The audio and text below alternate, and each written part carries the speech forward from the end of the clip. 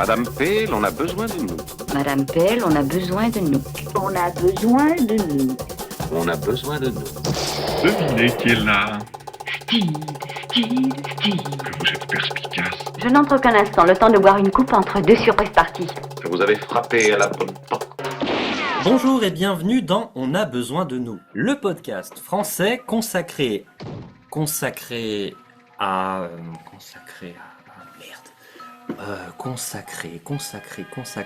Mais enfin, monsieur, qui êtes-vous? Pourquoi est-ce qu'il y a un micro ici? Qu'est-ce qu'on fait là? C'est une très très bonne question. Vous l'avez compris, l'épisode du jour sera Ne m'oubliez pas. C'est le beau cadeau de Noël qu'on vous propose. Deux Avengers Girls sous le sapin. Nous allons revenir sur un épisode culte. Ne m'oubliez pas, The Forget Me Not en anglais. Tourné pendant la période des fêtes. Oui, qui a été tourné pendant la période des fêtes, donc c'est un peu son anniversaire. Quand est-ce que tu as découvert cet épisode culte et dans quelles circonstances? Normalement, j'aurais dû le découvrir en 1973 lors de sa deuxième diffusion où il servait de pont entre plusieurs inédits de Diana Rigg et plusieurs inédits de Linda Thorson. Manque de bol, le poste de télé de mes parents était en panne et donc je ne l'ai pas vu. Cela dit, mon frère qui était chez des amis l'a vu et me l'avait raconté en détail. Alors j'étais évidemment vénère de chez vénère en fait, vraiment. La prochaine rediffusion, je crois que c'est en 1980 ou 81 et je l'ai enfin découvert et je l'ai adoré tout de suite. Et toi, tu l'as découvert comment, en fait, l'épisode? Alors moi, je l'ai découvert dans la suite des saisons 4 et 5. Alors, je me suis fait spoiler, en fait, cet épilogue. Je savais qu'à la fin, Diana Rigg partait. J'avais vu ces images de l'embrassade finale, de elle qui part en voiture, dans les bandes annonces. Je savais qu'il y avait cette porte de sortie. Ma grosse surprise quand j'ai découvert Ne m'oubliez pas, je ne savais pas que tout l'épisode était comme ça. Je pensais que c'était juste un épilogue, un peu comme le départ de Cathy Gale. Donc moi, ma vraie surprise, ça a été de découvrir tout le reste en fait, l'introduction du personnage de Linda Thorson, et moi j'ai beaucoup de tendresse pour tout ça. Oui, donc toi tu t'attendais pas à ce que Tara soit présentée tout au long de l'épisode. En fait. Non, moi je pensais qu'elle allait arriver et qu'elle serait présentée dans la saison d'après, quoi. En fait, il y en a pas beaucoup des épisodes dans la série qui sont obligatoires. Il y a vite fait Voyage sans retour, mais même Voyage sans retour, il est pas forcément nécessaire. Là, comme c'est une première rencontre entre Tara et John, on en parlera. C'est un passage obligé, quoi. C'est le seul personnage que Steed rencontre. On le voit à l'écran rencontrer Tara. Ça n'a été le cas pour aucune de ses partenaires précédemment. Bonjour, qui êtes-vous? Je m'appelle Tara. Ah oui. Mon nom entier, c'est Tara King, mademoiselle. Disons-le carrément, en général sur les sites consacrés à la série, ils y vont pas avec le dos de la cuillère avec cet épisode. Oui. Ils sont même très méchants. Et moi, c'est pas du tout mon avis. Je trouve qu'il est très intéressant. C'est un épisode qui raconte l'histoire de la série et c'est représentatif exactement de ce qui se passe au studio d'Elstree. C'est le grand n'importe quoi. On va revenir parce que cette histoire commence à la fin de notre podcast sur Bryce, on est d'accord. John Bryce est viré. La chaîne rappelle Clément et Fennel au secours. Ils arrivent, alors évidemment, j'imagine que c'est jouissif. La chaîne a fait amende honorable, elle les avait virés, elle les réengage. Mais cela dit, ils n'ont pas le temps de jouir de ce plaisir très longtemps parce qu'il leur tombe un immense merdier sur la figure, quoi. 3 épisodes inachevés dont il faut absolument faire quelque chose, ça va coûter une fortune, donc il faut rentabiliser. Brian Clément qui réalise, mais Madame Pell dit pas au revoir. Il y a Tara King qui arrive, on sait pas qui c'est, mais c'est n'importe quoi. Et donc, qui dit qu'il va écrire, et c'est vrai d'ailleurs, écrire l'épisode Ne m'oubliez pas en un week-end. On sait quel week-end, parce que comme Clemens et Fennel reviennent le 6 décembre, le fameux week-end en question, c'est le week-end du 9-10 décembre 67. Il y a un truc qui est génial. La saison 6, c'est la plus documentée. Et en fait, on sait dans le détail ce qui se passe au jour le jour à Elstree. Et donc, on va pouvoir vous raconter un peu le déroulé de cette production assez chaotique et comment, petit à petit, Clemens et Fennel ont reconstruit la série et ont reconstruit le personnage de Tara King. L'idée, ça va être de retarder le plus possible l'arrivée de Linda Thorson. La première décision est de poursuivre le tournage en cours de The Murderous Connection qui va devenir donc Trop d'indices. La réalité, c'est que quand Clément et Fennel arrivent, ils interrompent le tournage de Trop d'indices. Enfin, ils vont se démerder pour qu'ils ne tournent que des scènes sans Linda Thorson et ils vont s'occuper de Linda en attendant pour que elle puisse apparaître dans l'épisode Trop d'indices, telle qu'elle sera définitivement, parce que là, elle est prête à le jouer en blonde. Hein. Ils vont tout de suite faire, dès le 12 décembre, donc 2 jours après ce week-end, ils prennent Linda Thornton pour toute une journée de tests, maquillage, coiffure, costume, etc., qui sont réalisés par John Huff. Il faut savoir qu'à cette époque-ci, Linda Thornton, si vous avez suivi notre podcast sur John Bryce, elle est quasiment chauve. Donc voilà, c'est vraiment des essayages de perruques. D'ailleurs, on voit ses vrais cheveux à un moment dans Ne m'oubliez pas, quand elle a sa serviette sur la tête. Les choix de perruques, moi, je les trouve super. J'ai toujours beaucoup aimé Linda Thornton dans cette première partie de la saison. Un des problèmes majeurs pour eux, hein, c'est la différence d'âge. Donc, si elle a 20 ans, c'est un jeune agent débutant. Et donc là, lui vient l'idée de The Forget Me Not. Et à peine écrit, il va rentrer en tournage 4 jours après, en fait. Concomitamment, tournage de Curious Case of the Countless Clues. En 4e vitesse, il rappelle X réalisateurs, mais bon, les uns et les autres sont engagés déjà sur des projets. C'est James Hill qui va répondre présent. Alors James Hill, il a fait Rien ne va plus dans la nurserie, Touch of Brimstone. Du miel pour le prince, donc c'est vraiment une des valeurs sûres des saisons précédentes. C'est vraiment l'élégance pure du style de la série. C'est peut-être pas le plus aventureux. Non, il est plutôt classique, James Hill, mais effectivement, il assure un peu cette élégance dans la direction.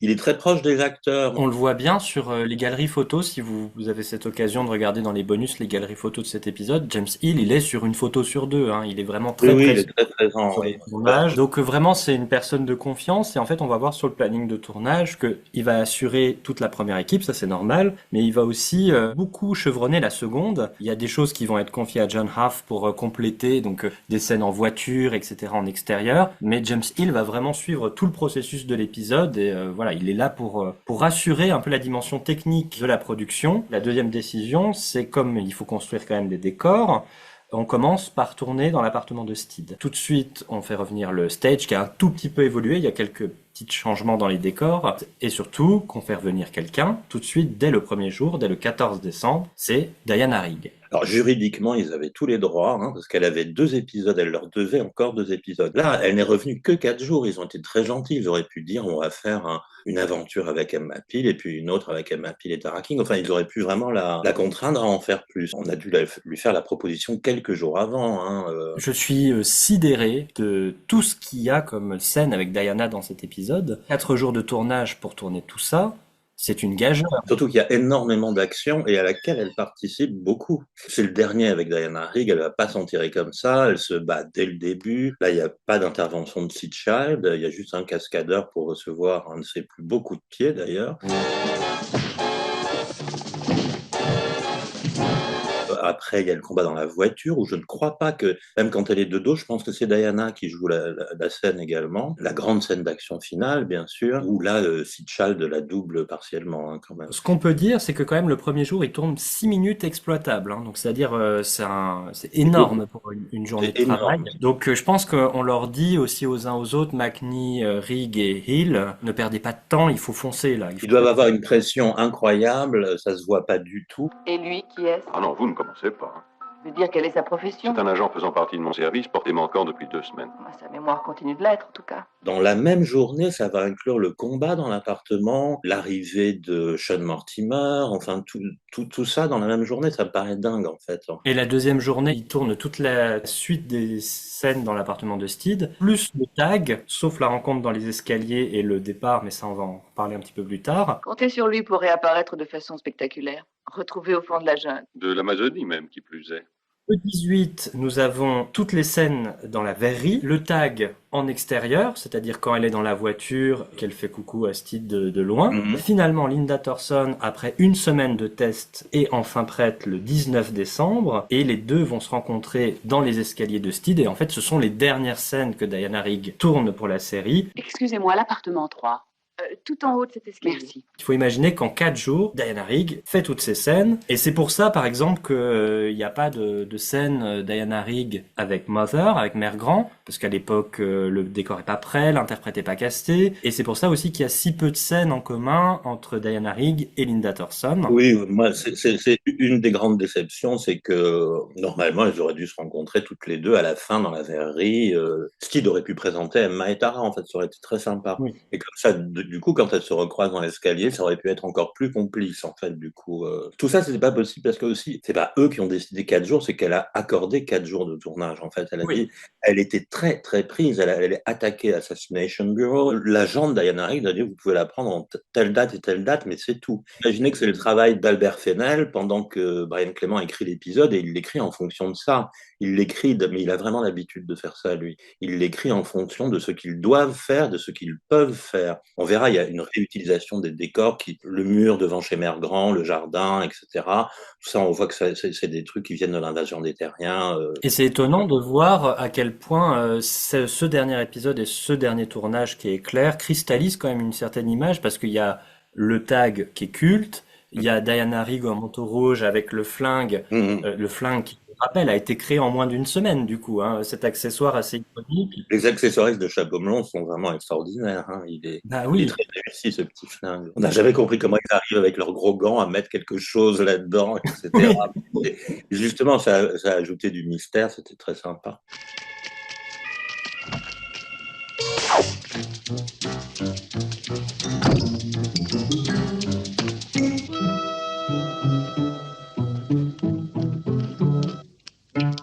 Dans la complicité Mrs. Peel et Steed, moi j'ai longtemps essayé de chercher pourquoi quand Mrs. Peel fait des mots croisés dans l'appartement de Steed, le mot qu'il cherche, en VO comme en VF, c'est anecdote. Le 12 vertical. Une histoire de courte durée, de nature généralement récréative et amusante. En fait, justement, il y a une importance autour de ce mot croisé. Quand Steed le relit, c'est à ce moment-là qu'il se rappelle de Mrs. Peel. Donc il y a vraiment un truc sur l'anecdote.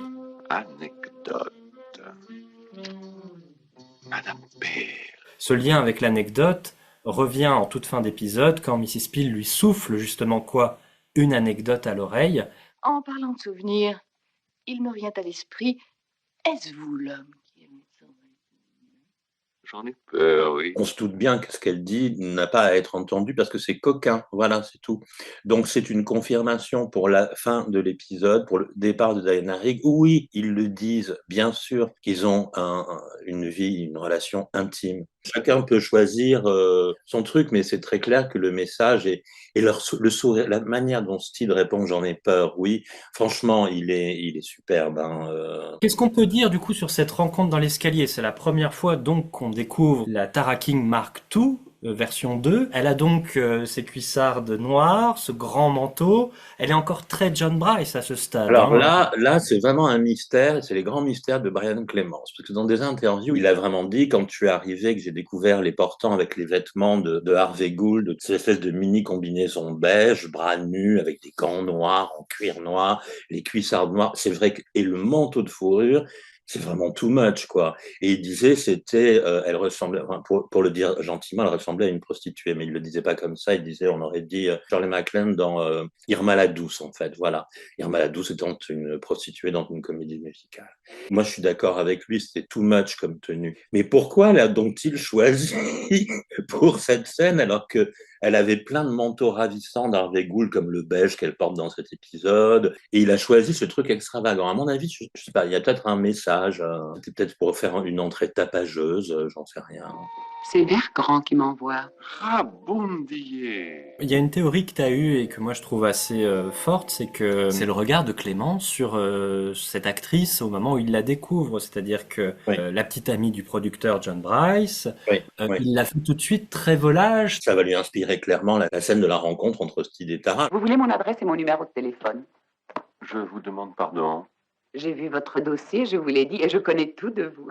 Et jusqu'à votre talon d'Achille. Je porte des semelles de caoutchouc. Non, mon cher, il paraît que vous ne savez pas résister aux femmes. Est-ce que tu as déjà vu Mrs. Peel en serviette chez elle ? Ah, ça c'est nouveau, et ils vont le refaire dans l'invasion des Terriens, parce que dans les reshootings de l'invasion des Terriens, ils vont même raccourcir le peignoir carrément, en fait. Moi, je pense que Brian a essayé de se mettre au tempo de Linda, parce qu'il a tout de suite compris que c'était une fille beaucoup plus délurée, une jeune du swinging London, quoi. Il faut quand même être clair, elle aimait sortir, faire la fête. Mais dans sa manière d'écrire la scène de rencontre, c'est clairement, il se moque de John Bryce et d'elle, parce qu'en fait, elle rencontre le grand John Steed, tout de suite, elle lui donne son adresse. C'est l'occasion de répondre à quelques critiques qui disent Tara King est complètement idiote dans cet épisode. En fait, non, parce que dans le message, déjà, c'est la seule qui est un peu lucide dans tous ses services secrets. Non, c'est tout le contraire. Quoi? Il semble à peu près certain qu'il utilise Burton comme otage. Steed est certainement le trait. Il m'a lancé une sorte de fléchette qui m'a fait perdre la mémoire. Mademoiselle King le confirme, monsieur Steed envoie des fleurs de Non, bougre d'imbécile, c'est Burton qui est le trait. Et c'est clairement elle qui redonne à Steed sa mémoire, qui redonne le chemin pour retrouver sa mémoire. C'est elle qui va fouiller les papiers pour Steed. Donc c'est elle qui est la clé. C'est pas Mrs. Peel, c'est elle qui va l'accompagner. Et donc je trouve que c'est un rôle qui est assez chouette quand même pour Tara King. Le fait est que moi je trouve que le personnage est plutôt bien traité, même s'il y a une ou deux petites vacheries quand même à balancer. On peut en citer une. C'est un procédé qui vient de Une femme disparaît d'Hitchcock, quand on est justement à la recherche de cette vieille femme, Oui. et que du coup il y a l'image de la vieille femme qui se superpose à l'imposteur. Là c'est pareil, Steed qui recherche Emma Peel, qui a cette image de Emma Peel qui tourne dans sa tête, voit Tara King, lui dit je cherche une femme, Tara King lui dit moi, et là se superpose à Linda Thorson le visage de Diana Rigg pendant une fraction de seconde, c'est presque une image un peu subliminale qui flash, et Steed dit non, quand on compare les deux, quand on superpose l'un à l'autre, non, vous êtes pas Madame Pell, quoi. Et ça, je trouve que c'est quand même pas très élégant de la part de Clément. Mais qu'y a-t-il donc qui me manque? Une femme. Moi? Non. C'était pas très élégant, ça aurait pu être fait comme le fait Emma avec Sean Mortimer, parce que Sean Mortimer à un moment dit pense qu'il est John Steed et c'est moi, et elle a un petit sourire en disant non, et le petit sourire il est très clair, c'est non, vous n'êtes pas John Steed, voilà. Oui. C'est fait beaucoup plus gentiment, quoi, voilà. Tara est un peu traitée dans cette scène-là comme la dernière roue du carrosse, comme la manière dont il l'envoie chercher son adresse au service secret. Bon. Mais cela dit, elle se rattrape très bien dans tout le reste. On va y venir.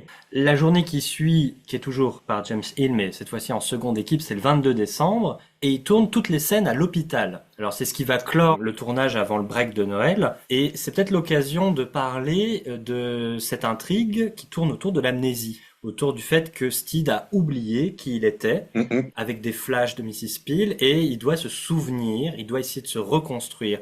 Et là, on est vraiment sur l'image qu'a Brian Clemens de la série à ce moment-là. Oui. C'est quelqu'un qui l'a retrouvé dans les bois, qui a peut-être été percuté par une voiture, que vous est-il arrivé, vous avez trop bu, et qui vous êtes, vous n'avez aucun papier sur vous. C'est la série qu'il va falloir reconstruire petit à petit. J'ai l'impression que ça ne va pas du tout. Il a bu un verre de trop, voilà ce qui ne va pas.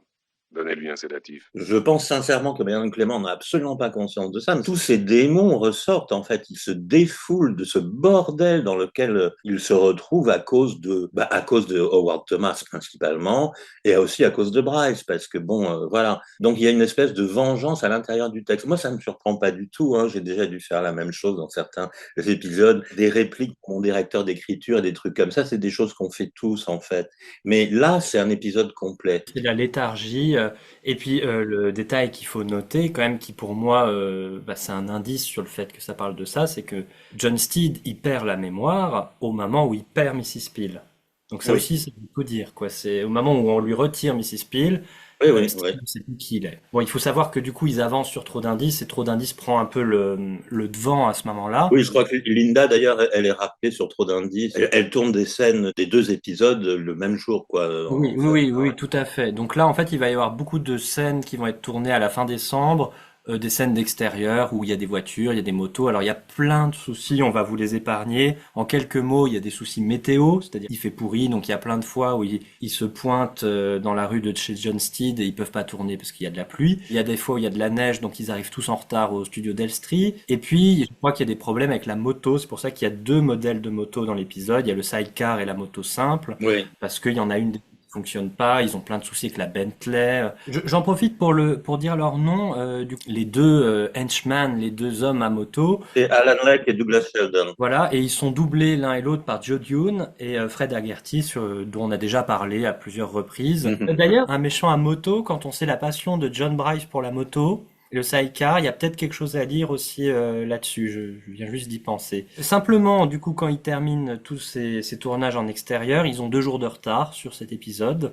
Donc alors qu'ils avaient très bien commencé, bah là ça redevient un petit peu la panique. Mais ils vont attaquer toutes les scènes au QG de Mère Grand, au QG des services secrets. On va découvrir à partir du 2 janvier une série de nouveaux personnages, Mère Grand, mais aussi Simon Filson, Burton, interprété par Jeremy Young. Donc voilà, qu'est-ce qu'on peut dire un petit peu sur cette troupe des services secrets qui nous sont totalement étrangers. Nous, c'est la première fois qu'on découvre un vrai QG des services secrets, nous, Eric. Oui, c'est la première fois, en dehors des saisons Blackman, où on a eu quelques scènes où elle rencontrait des chefs des services secrets dans des QG improbables, comme une boucherie, par exemple. Mais après, depuis Emma Peel, on n'a jamais vu de QG des services secrets. On peut faire une exception avec Wozwu. Oui. Tout ça, c'est pour introduire Tara King. Hein. Si elle est un jeune agent débutant, une trainee, il faut pas le dire à la française, parce que sinon, ça fait pas le même effet. Il faut l'entourer pour que ce soit crédible. Donc, du coup, il y a le chef des services secrets. Ce qui est amusant, c'est que les Américains demandaient ça à Brian Clement depuis la saison 5 et qu'il a jamais accepté. Mais là, il le crée lui-même sans y réfléchir parce que ça l'aide, en fait, dans son scénario. Je suis absolument navré de ce malencontreux incident. Oh, c'est vous, monsieur? Laissez-moi vous expliquer, monsieur. Garde à vous. Ces nouvelles recrues sont rien trop enthousiastes. Rien, en effet, c'est sans importance. Je vous suis reconnaissant de le prendre ainsi. Mais je vous en prie, c'est bien naturel. Moi, j'ai l'impression qu'on est déjà dans les New Avengers. Oui, ces histoires de trahison, d'identité écornestide au moment où justement il commence à devenir de plus en plus important. C'est comme ça aussi qu'on va revenir sur la différence d'âge avec Linda Thorson, c'est que elle est en admiration face à celui qui a des faits d'armes. Voilà. Steed, c'est plus un agent comme les autres, c'est THE agent secret. Vous êtes John Steed, n'est-ce pas? Oui. Vous parlez d'une réputation. Vous êtes le meilleur, le seul, le vrai, l'unique. Plus tard dans l'épisode, quand il a perdu la mémoire, qu'il se pointe chez elle, Vous êtes John Steed.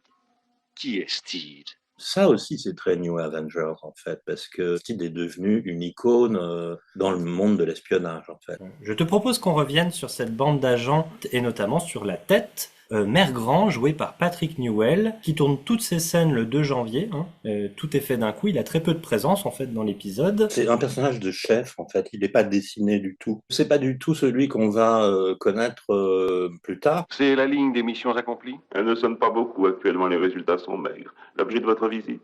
Brian Clement n'a jamais eu l'intention de le faire revenir. Ça, c'est vraiment le truc évident. Et d'ailleurs, Patrick Newell l'a confirmé dans des interviews. On m'avait signé pour un jour de tournage et basta, ton cachet, et hop, c'est terminé. Voilà. Oui, d'ailleurs, ça devait pas être lui de base. Ça devait être Ken Parry, qui était l'acteur de Monsieur Bumble. Oui, dans Miel pour le prince. Oui. Il faisait partie du fichier d'Elstree, des casting directors d'Elstree, puisqu'il venait de le faire tourner. Oui, dans Rien ne va plus ou dans La Nurserie, où il joue déjà une personnalité d'autorité. Donc. Il cherchait quelqu'un d'un peu volumineux, mais sauf que derrière la bonhomie, c'est quelqu'un de très désagréable, là, Mère Grand, ce qui sera plus le cas. Après, de toute façon, on aura l'occasion de revenir sur Mère Grand. Mais là, c'est un personnage qui est assez anodin. Il est vraiment fait pour introduire les services secrets pour lesquels travaillent Steed et Tara. Voilà. Alors, moi, j'irais presque un peu plus loin, mais ça, c'est de l'ordre de la théorie personnelle. On a bien compris que avec ces figures d'autorité qui apparaissent dans l'épisode, Brian Clements règle ses comptes avec la hiérarchie des studios d'Elstree et de la chaîne, à commencer par Howard Thomas, le directeur. Est-ce qu'il faut voir l'ombre d'Howard Thomas sur Mère Grand? Je pense que oui. Clairement, et il y a des choses vraiment pas sympas qui sont dans ce personnage. Il est alcoolique, il a tous ses voilà. Il est complètement dépassé en fait. Son service est en train de se déliter et finalement, qu'est-ce qu'il va faire? Il va se faire mettre à l'abri, on le met de côté parce que c'est une personne de valeur. Voilà. En plus, c'est un gros lâche. Il est pas là dans le dernier acte de l'épisode. Voilà. C'est peut-être une façon de dire que Howard Thomas n'assume pas les responsabilités de ce qu'il a occasionné, c'est-à-dire 3 mois de catastrophe. Mère Grand n'est pas là. Elle se cache en lieu sûr. Et je n'en suis pas surpris. Mère Grand est vulnérable et ne doit pas inutilement s'exposer. Les deux agents suivants que sont Burton et Filson sont plus du côté des laquais. Donc là, effectivement, on y reconnaît beaucoup plus John Bryce. Oui. L'un est méchant, l'autre est clairement désagréable et se trompe surtout. Enfin, c'est vraiment, il est à côté de la plaque, Filson. On vous avait parlé du colonel Korff dans Homicide des vieilles dentelles, qui lui est une version farfelue et ridicule de John Bryce. Là, dans le feu de l'action, juste après avoir récupéré son poste, on peut imaginer que Bryce apparaît comme d'autant plus menaçant pour... C'est beaucoup plus violent que ça ne le sera dans les dialogues de Tante Harriet, de Homicide des vieilles dentelles, où là, c'est vraiment très drôle, en fait. Mais là, c'est pas vraiment drôle. Ce garçon est idiot, en fait, Simon Filson. Bon, on a compris qu'il essaye de faire la cour à Tara King et qu'elle le méprise totalement. Là aussi, il y a quelque chose, un lien à faire, parce que, évidemment, bon... Il semble que j'étais dans le vrai. Vous tenez trop de choses comme établi, beaucoup trop de choses. Il y a une autre réplique qui irait dans ce sens-là, c'est Steed qui dit à Burton Vous connaissiez admirablement le chemin, chose au demeurant fort surprenante, car je doute que moi-même je m'en serais souvenu. Il y a un temps fou que nous n'avons pas utilisé cette verrerie. Cela date d'avant que vous ne fassiez partie de nos services. Remarquable que vous la connaissiez si bien. Quand exactement êtes-vous passé à l'ennemi, Burton? C'était bien avant vous. Et là, il y a clairement un jeu sur la paternité de la série qui se joue avec John Bryce. Clémence a écrit le 2e épisode, donc il est là depuis le début, même si après, c'est vrai que c'est Bryce qui a développé tout le côté qui sera le culte de la série, c'est-à-dire l'arrivée d'une héroïne à la place d'un héros. Oui, mais là, il se joue une bataille sur l'histoire et la mémoire de la série, et Clément qui va la gagner, et là, il commence à construire son mythe, en fait, Clément, à partir de ce moment-là. Oui, Donc, tout à fait, oui, oui. Où il va même un peu déborder très souvent dans ses interviews et oublier qu'il n'est pas le créateur de la série, effectivement. C'est vrai. il y a quand même un hasard qui, pour moi, est un hasard pur, mais qui est quand même très amusant, c'est que donc Patrick Newell, qui joue Mère Grand, et Jeremy Burnham, qui joue Filson, ont ouvert la période Emma Peel avec Voyage sans retour, là où ils sont tous les deux, et ils ont fermé la période Emma Peel. Alors d'ailleurs, un autre truc qui est lié au personnage de Jeremy Burnham, alors c'est peut-être pas fait exprès, mais dans Voyage sans retour, il joue un imposteur. C'est le fameux vicaire. Si c'est Bryce, il a une figure d'imposteur quand même. Donc, Burton, préparez à communiquer à tous les agents immédiatement pour ajouter un nom à la liste des suspects. Quel nom? John Steed. Quoi? Ordre de Mère Grand, il faut lui obéir. Mais Steed, mais enfin, c'est impensable. John Steed a trahi. Vous n'en êtes pas absolument sûr. Non, mais George Mortimer a dit qu'il y avait un traître dans nos services. Les plus grandes idoles ont parfois des pieds d'argile. d'ailleurs, on peut reconnaître aussi dans les figures de Burton et Filson, on peut aussi reconnaître Philippe Levine, hein, Oui, que tout ce à fait. soit dans Ouais. l'incompétence ou dans la méchanceté. La réplique, c'était bien avant vous, elle tient aussi avec Philippe Levine, puisque Clément est arrivé avant Levine sur la série. Non, mais moi, je crois qu'il est dans un état de règlement de compte, Clément, et il écrit cet épisode dans un état de règlement de compte. Et je ne pense pas qu'il soit conscient de tout ce qu'il écrit. Non, non, ça c'est nous qui analysons, qui faisons la psyché de Clément. Et puis bah là, Clément, il est dans l'urgence, il est dans la colère. Enfin voilà, il y a ce côté, il est un peu comme Sean Mortimer, il est là, il sait pas quoi faire, il est dans son taxi, il faut qu'il trouve tout de suite quelque chose à faire, quoi. Donc d'ailleurs, on peut imaginer très bien que ce script, alors je sais pas comment Clément écrit, mais on peut très bien imaginer qu'il écrit ce script un peu comme une fuite en avant. Et il sait pas trop où est-ce qu'il va aller, un peu comme le personnage de Steed ou de Mortimer dans cette intrigue-là. Bon, alors comment ce professeur, truc machin chose, savait-il que j'étais à votre appartement? Intuition. Dans les faiblesses de l'épisode, je trouve que ce truc de l'amnésie était assez super pour parler des difficultés rencontrées par la série et sa difficulté à retrouver son identité. Mais par contre, d'un point de vue justification du méchant, Puis j'avais ordre d'expérimenter la drogue étonnante. Elle annihile la mémoire. Seulement temporairement. Cela varie, cela dépend des personnes. Cela varie aussi selon la dose utilisée. Mais c'est presque parfait.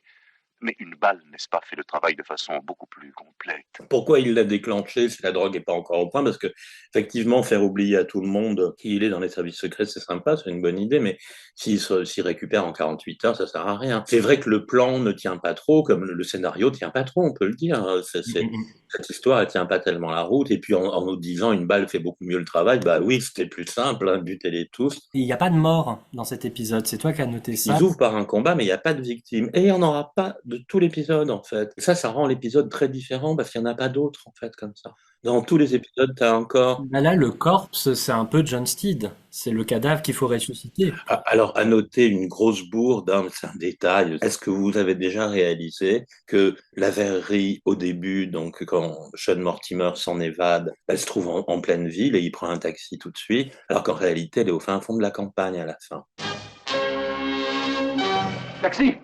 Ça aussi, c'est l'urgence de l'écriture et le scénario qui rentre en tournage 2 jours après, tu vois. Alors moi je pense qu'il y a peut-être une autre explication à ça, c'est que la Patrick Kavanagh qui joue donc Sean Mortimer, il tourne des scènes dans la rue de Steed Et donc très probablement qu'on lui a dit bon bah 2 rues plus loin on va tourner ton évasion quoi. On n'allait pas le ramener en race campagne. Ensuite il y a quand même un tournage en extérieur dans une ancienne usine de gaz, Elmel Hempstead Gas Holder. Toutes ces scènes en extérieur, là où d'ailleurs il y a Tara King avec la brique. Alors moi là c'est une vraie découverte parce que j'aurais été persuadé que tout ça c'était fait dans le backlot d'Elstree, tu vois. C'était une seule journée, c'était le 8 janvier qu'ils ont tourné toutes ces scènes-là. C'était à 25 minutes des studios, donc c'était vraiment pas très loin. Et ils ont transformé cette manufacture de gaz en verrerie. Pourquoi? Parce que moi je pense qu'il y a toute une symbolique autour du verre. Le verre, c'est un peu comme la mémoire, c'est fragile, ça se casse, ça se forme, ça se transforme, casse des bouteilles comme il se casse les pensées, quoi. Et je trouve que c'est un décor, un type de décor qui est très réaliste et qui est assez proche des toutes premières saisons. Je sais pas. Oui, oui, le décor aurait été parfait pour Teddington, pour un Katy Gale, oui, ça c'est sûr.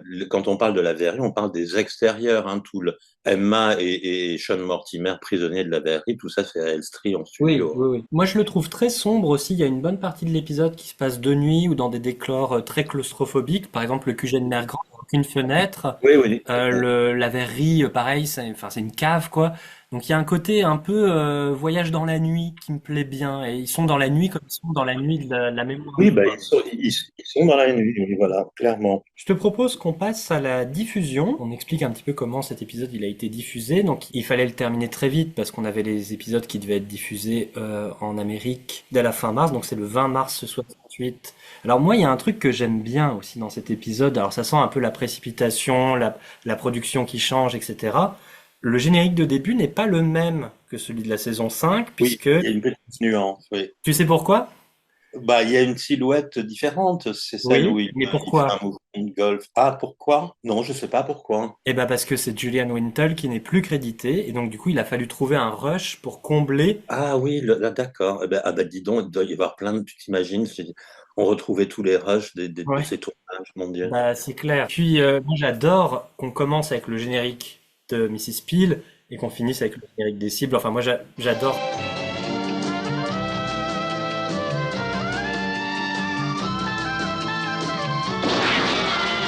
La première fois qu'on a vu ce générique des cibles, on est tombé raide, quoi. On se dit, mais c'est quoi ce machin, quoi? Mais en Amérique, il a bien été diffusé avec le générique des cibles en Amérique. Ah oui, oui, les 7 premiers Linda Thorson ont été diffusés avec le générique des cibles. Il n'y a que les Américains qui ont vu la série telle qu'elle a été créée exactement.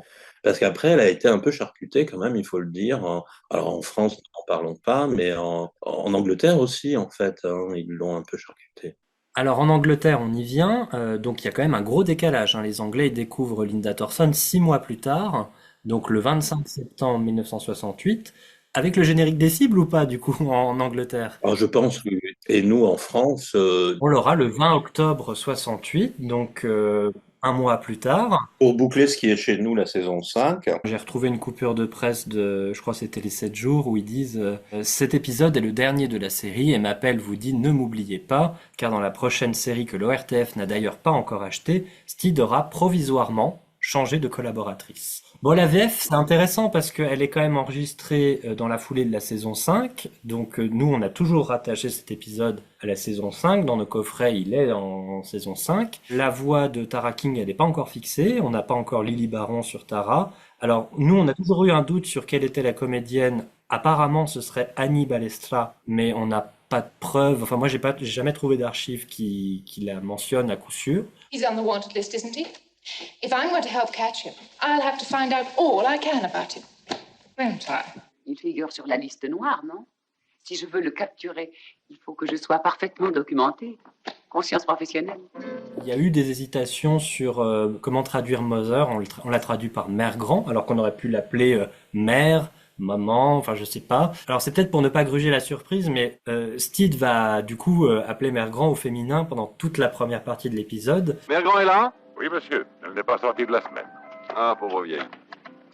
Oh, bonjour, monsieur. Mère Grand est-elle occupée? parce qu'il il fallait bien s'en débrouiller. Ils n'avaient pas idée qu'ils allaient retrouver le personnage après, hein. Moi, je préfère la VO, hein, pour le coup. Quand Steve dit dans cette situation, on va voir Mother. Mother? There's always Mother. Mère Grand. Elle a beaucoup de petits-enfants. Du coup, ça pourrait laisser sous-entendre que Mrs. Peel n'aimait pas beaucoup sa belle-mère. Pour l'avoir revue récemment en anglais, toutes les répliques sont plus intéressantes en anglais que dans la version française. Non, mon cher, il paraît que vous ne savez pas résister aux femmes. The opposite sex. Alors un choix aussi qui est différent entre la VO et la VF. En VO, Diana, dans l'épilogue, elle chuchote vraiment ses phrases, elle est presque pas audible. Always keep your bowler on in times of stress. Watch out for diabolical master. Alors qu'en VF, Michel Montel, elle va sortir les répliques de l'épilogue sur un ton beaucoup plus parlé. Conservez toujours votre chapeau melon sur la tête en période de danger. Gardez-vous des esprits diaboliques qui pourraient vous menacer. Même si Michel Montel avait fait un travail magnifique sur Diana Rigg, l'épilogue est beaucoup plus touchant en anglais. Ils sont tous les deux magnifiques. Ils se donnent, vraiment. Elle est parfaite, il est parfait. La tête qu'il fait quand elle ferme la porte, en fait, c'est vraiment... ils ont un très beau moment d'acteur, tous les deux là, vraiment. Ouais. Le mouvement de tête de Diana Rigg avec le petit sourire avant de partir, le plan sur Steed, mais qui est dévasté. Enfin, Steed est très passif dans cet épilogue. Hein. C'est vraiment, il dit rien, c'est elle qui dit tout. Donc, et il est très court. Il fait même pas 2 minutes, hein, cet épilogue. Hein. Est-ce que ce serait le bon moment de parler de ses sources d'inspiration? Alors ça fait partie des documents que tu as retrouvés dans les coupures de presse anglaises. Le 22 septembre 67, la série est en pause à ce moment-là. Nous avons Hugh Rigg, qui est le frère de Diana Rigg, qui est pilote d'essai de la RAF, qui échappe au crash en fait de son jet de combat, qui a eu un souci au moment du décollage et qui s'est écrasé. Donc c'est présent dans les journaux parce que c'est le frère de Diana Rigg en fait. Hein. Donc ça, c'est pas tombé dans l'oreille d'un sourd parce que on ne peut pas s'empêcher d'y penser face au retour de Peter Peel. Peter Peel, toujours en vie, l'as de l'aviation retrouvé dans la jungle de l'Amazonie. Voilà, les sources d'inspiration, elles sont là, elles sont réelles, quotidiennes. Quand tu écris à toute vitesse que tu n'as pas le choix, tu prends ce que tu as sous la main, en fait. Il faut bien se le dire, il ne s'était pas posé la question de savoir comment allait partir Emma Peel, en fait. Ça leur est tombé dessus un peu violemment il aurait pris un petit peu plus de temps pour concocter tout ça s'il avait continué la production lui-même, tu vois. Et donc, du coup, peut-être qu'on peut arriver petit à petit à notre petit jeu de fin d'épisode. Nous avons le temps, nous avons le recul. Qu'est-ce qu'on aurait fait à la place de Brian Clemens? Qu'est-ce qu'on aurait changé dans cet épilogue? Quels sont les points qu'on trouve perfectibles et sur lesquels on aurait peut-être apporté des solutions différentes? En partant de la base qu'on a, bien entendu. Donc toi, bien alors sûr, oui. Avec toujours les mêmes contraintes. 2 petites choses avant de commencer. La première, c'est que je remercie l'Avengers Girl qui est à la maison, qui m'a soufflé beaucoup d'idées qui sont dans ce texte-là. Et la deuxième chose, c'est que moi, je trouve ça un tout petit peu dommage que Mrs. Peel ne laisse pas un objet à Steed. Et moi, j'aurais bien voulu que cet objet soit par exemple dans le décor de l'appartement et qu'on ait ainsi une trace de Mrs. Peel qui reste dans son appartement durant toute la saison 6. Le premier, c'est que je m'étais dit ça aurait pu être sympa qu'elle lui offre du myosotis. Parce qu'en fait, le myosotis en anglais, c'est Forget Me Not, le nom de cette fleur. Oui. Donc, ça aurait pu être amusant. La deuxième, c'est qu'il y a tout un truc avec le nœud au mouchoir, Oui. qui en fait n'est pas exploité dans l'épisode, et ça aurait pu être bien, même dans l'intrigue de l'épisode, que par exemple ce soit Emma qui lui fasse un nœud à son mouchoir et que Steed retrouve le mouchoir. Elle aurait pu lui retirer sa pochette sur la veste et faire un nœud et le lui remettre. Ça aurait été un bouclage par rapport à la séquence d'ouverture. Ne m'oubliez pas, effectivement. Et puis, il y a autre chose, c'est qu'elle aurait pu lui laisser un tableau, peut-être, parce qu'elle peint Emma. Mais alors, les goûts de Steed, il aime pas tellement les tableaux de Mrs. Peel. Donc, est-ce qu'il aurait accroché ça dans son appartement? Mais non, il serait bien dans l'appartement de Tara, en fait, mais pas dans celui de Steed. Oui, elle allait pas lui laisser une paire de bottines, par exemple, blanches avec une stripes noire devant, ça aurait été un peu lourd. Mais donc voilà, si vous avez des idées, n'hésitez pas à nous mettre en commentaire. Mais on aurait pu avoir, je sais pas, un bouquin dans la bibliothèque de Steed avec marqué Emma Peel. Enfin voilà, moi j'aurais trouvé ça sympa que dans le décor, il y ait une trace, ou alors je sais pas, que dans le combat, il casse un objet et que cet objet reste cassé pendant toute la saison 6. Je me suis dit... Oui, un objet cassé qu'il repose, c'est comme tu reposes une statue qui a été cassée en deux en porcelaine. Oui. Tu la reposes dessus, mais elle reste cassée et que Tara fait tomber. Et là, ça se passe très mal, elle se prend une baffe. Comment allez-vous? Et par exemple, une autre idée, ça aurait été que, je sais pas si vous avez remarqué, mais dans l'appartement de Steed, le tableau militaire devient un tableau pastoral. Oui. Et ça aurait pu être Emma qui lui apporte ce tableau qui fait, écoutez, c'est moche, Steed, changez. Elle a eu ça aux enchères, elle lui amène, je pense que ce serait parfait pour, au-dessus de ce cheminée, je n'ai jamais aimé cette scène de combat, par exemple, tu vois. Bah. Steed, il lui dit, c'est hors de question. À la fin de l'épilogue, il l'aurait accroché, ça aurait été sympa, quoi. Steed, vous avez lu les journaux, n'est-ce pas? Oui. Bon, le tag, moi, il commence pareil. Alors, c'est-à-dire que Steed lit le journal, mais dans le journal, il n'y a pas marqué qu'on a retrouvé Peter Peel. Il y a marqué qu'on a retrouvé l'appareil de Peter Peel en Amazonie. Peter Peel, lui, est toujours manquant à l'appel, mais cette fois-ci, il y a une trace. Il est en Amazonie, probablement. Est-ce qu'il a survécu ou pas? On ne sait pas. Et donc, Emma dit, vous avez lu les journaux, je vais me lancer à sa recherche. Steed lui demande, bah, pour combien de temps? Elle lui répond, bah, le temps qu'il faudra. Je prendrai les moyens et le temps qu'il faudra pour essayer de le retrouver. Et à ce moment-là, Steed a une idée. Il lui dit, bah écoutez, moi je connais quelqu'un qui a étudié les Yanomami au nord du Brésil, qui est une tribu juste à côté de là où l'appareil de Peter Peel a été retrouvé. Cela me rassurerait de la savoir à vos côtés. Et là, il lui donne une petite carte. Je vois bien qu'il pourrait être cette chère amie qui a étudié les Yanomami au nord du Brésil. Elle pourrait s'appeler Catherine Gale, par exemple.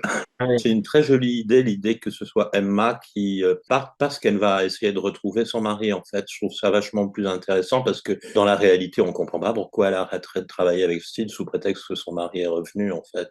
C'est un truc un peu bancal, mais qui correspond à l'époque aussi. Est-ce que ça correspond à Madame Pell de revenir auprès de son mari d'autant que le dialogue nous montre très clairement que tous les deux, ils n'y croient pas à cette histoire. C'était un peu bancal, en fait, mais ça reste mignon. Hein. Oui, et puis il y a une idée qui est géniale, mais qui rend aussi cette histoire de Peter Peel bancale, c'est que il est joué par Patrick Macnee.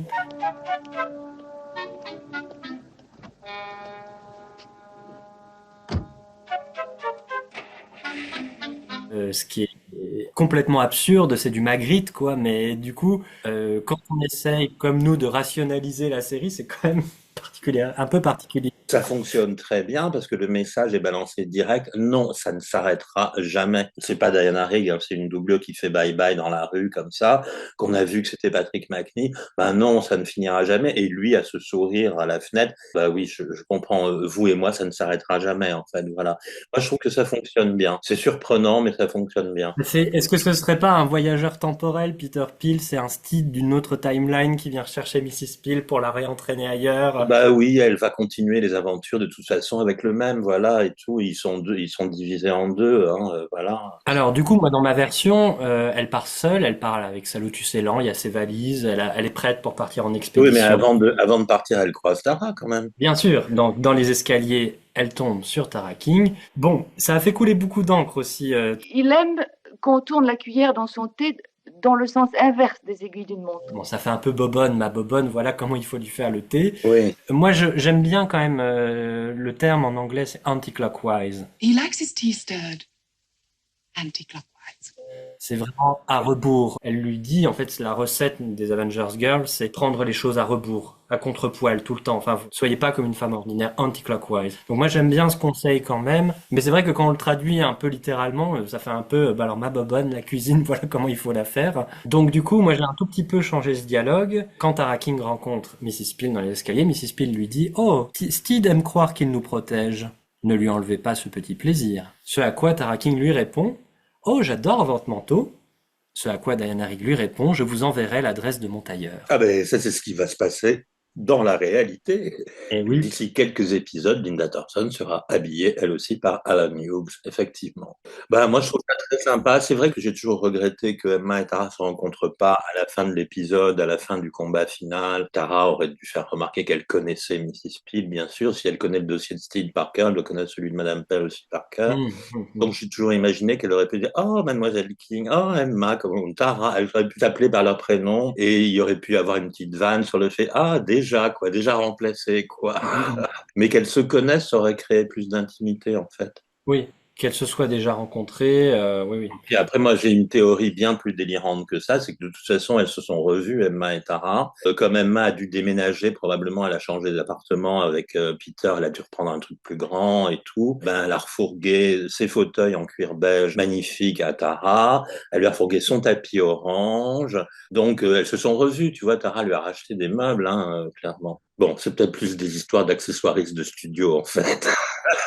Oui, mais c'est drôle. Du thé.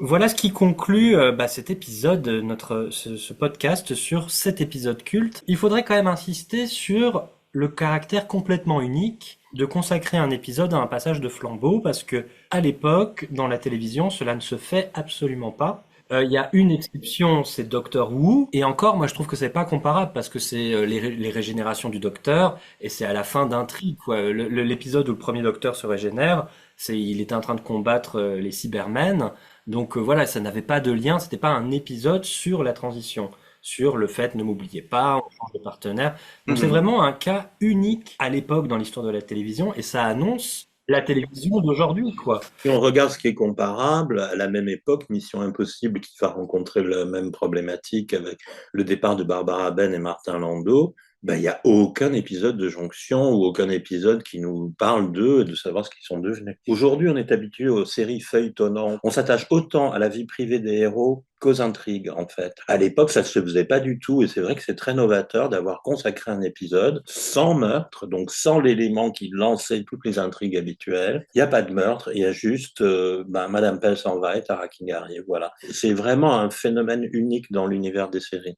Donc voilà, un épisode unique, un épisode culte, pas parfait, mais aussi chaotique que la production dans laquelle il naît. J'espère que sera moins chaotique le quiz de Joris, qui s'apprête à s'abattre sur nous comme une fléchette amnésique. Et maintenant, le quiz de Joris. Alors, avant de s'attaquer au quiz du jour sur Ne m'oubliez pas, on devait donner la réponse du précédent quiz qui nous ramène aux spéciales vacances de cet été. Quelle était la question, Joris ? Alors, la question était dans quel épisode la fin montre nos deux héros déguster d'excellents vins tout en parlant notre très chère belle langue de Molière. La réponse était dans Meurtre par téléphone. John Steed dans la VO dit « Votre santé », puis Diana Rigg répond « À la vôtre ». Oh, votre santé. À la vôtre.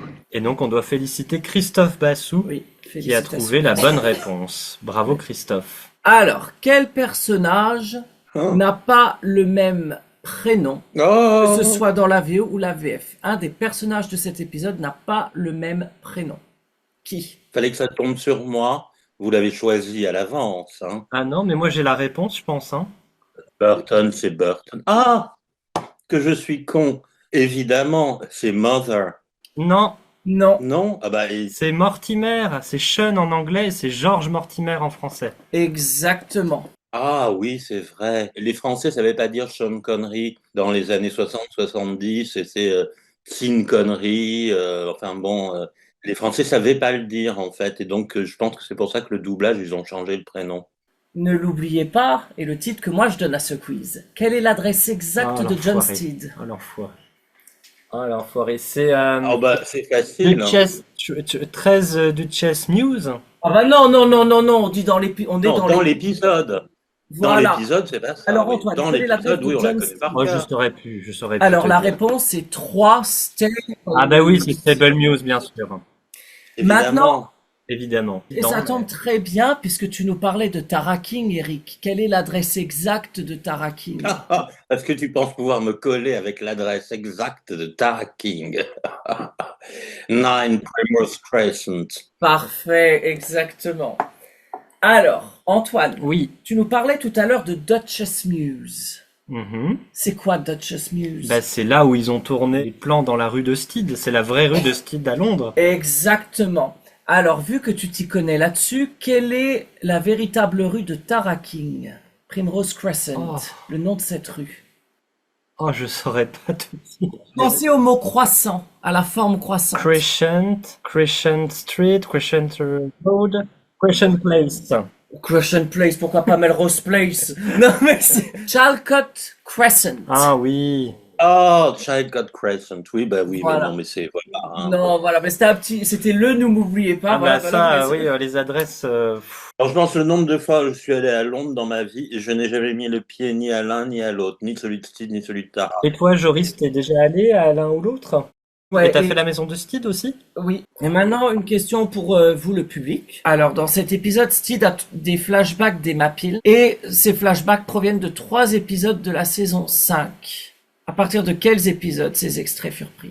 Eh ben merci Joris pour ce quiz. Nous allons maintenant passer à quelques recommandations. Si tu en as en mémoire encore. Normalement, rien du tout. Hein. Si on voulait être fidèle à l'épisode qu'on vient de traiter, je pense aussitôt à Spellbound d'Alfred Hitchcock, La maison du docteur Edwards en français, avec Ingrid Bergman, héroïne hitchcockienne par excellence, et Gregory Peck. Le personnage de Gregory Peck, qui est supposé être le docteur Edwards, mais en fait c'est pas le cas, a perdu la mémoire et Ingrid Bergman, qui tombe folle amoureuse de lui, va essayer de la lui faire retrouver. On se retrouve dans des séquences de rêves où il y a une séquence de rêve très importante qui a été entièrement designée par Dali. Et ça fait partie des masterpieces du cinéma. Il n'y a pas beaucoup de films qui ont un truc pareil. Donc voilà.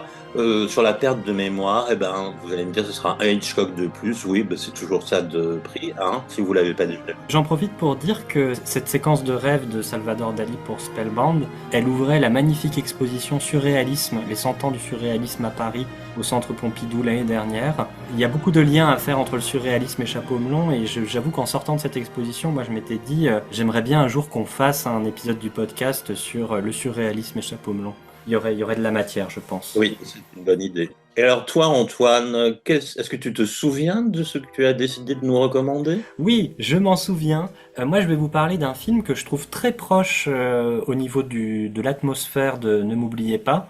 C'est bien sûr The Ipcress File, Ipcress Danger immédiat en français, qui est réalisé par Sidney Furie et qui est sorti en 1965, qui est une adaptation, je crois, d'un livre, avec Michael Caine, Nigel Green et Sue Lloyd. Pour moi, c'est un film qui a irrigué la série, et en particulier cet épisode parce qu'on a du coup un héros qui est désavoué, qui a perdu la mémoire, qui se souvient plus trop qui il est. Il essaye de se souvenir, il a été conditionné. C'est un épisode qui va beaucoup inspirer le visage aussi. À la fin, nous avons 2 traîtres, 2 chefs des services secrets. Et la question, c'est lequel des 2? Ça rappelle Burton et Simon Filson. Le film est toujours dans des ruelles sales, dans des entrepôts, toujours de nuit. C'est étonnant parce que c'est un film qui sort en beau milieu des années 60 et qui est frigide, qui n'est pas du tout dans le pop art, qui est d'une noirceur. En fait, le film avait la volonté, je crois, Antoine, d'être l'anti-James Bond, en fait, de nous montrer Harry Palmer, un agent secret qui est vulgaire, grossier par moments, qui n'a pas de respect pour ses chefs, pas tellement pour lui-même non plus. Enfin, c'est vraiment un personnage à l'opposé de Bond et l'univers qui l'entoure également, en fait. On est loin du pop art, comme tu dis, et du glamour des Bonds. Oui, ça donne pas très envie d'être espion. Mais du coup, je pense que Brian Clemens a un peu shippé du Ipcress Files. Je pense, mais je pense que également The Ipcress File avait dû avoir un certain regard sur certains épisodes Blackman aussi, oui, comme aussi. le lavage de cerveau de Steele, etc. Il y a des scènes qui m'y ont vraiment fait penser, en fait, en réalité. Oui. Voilà ce qui conclut cet épisode sur Ne m'oubliez pas. Eh bien, Eric, gardez toujours votre chapeau melon sur la tête en période de danger et gardez-vous des méchants commentaires qui pourraient vous tourmenter. Oh, je n'oublierai pas, Antoine, je n'oublierai pas. Eh ben écoutez, joyeux Noël, et nous on se retrouve l'année prochaine pour des tas de sorties. Vous allez voir, on a un programme avec Eric, ça nous donne le tournoi. Ah oui, ça va être un programme chargé. Je souhaite un joyeux Noël à tout le monde et à très vite en ce début d'année prochaine. Joyeux Noël, mes chers amis. Tous mes vœux et quelques petites choses pour la rentrée. Je vois que tu as d'autres invités, voilà qui promet d'être le plus beau des Noëls. Dashing through the snow in a one-horse open sleigh. Over fields we go, laughing all the way. Bells on bobtail ring, making spirits bright. What fun it is to ride and sing a sleighing song tonight. Oh, jingle bells, jingle all the way.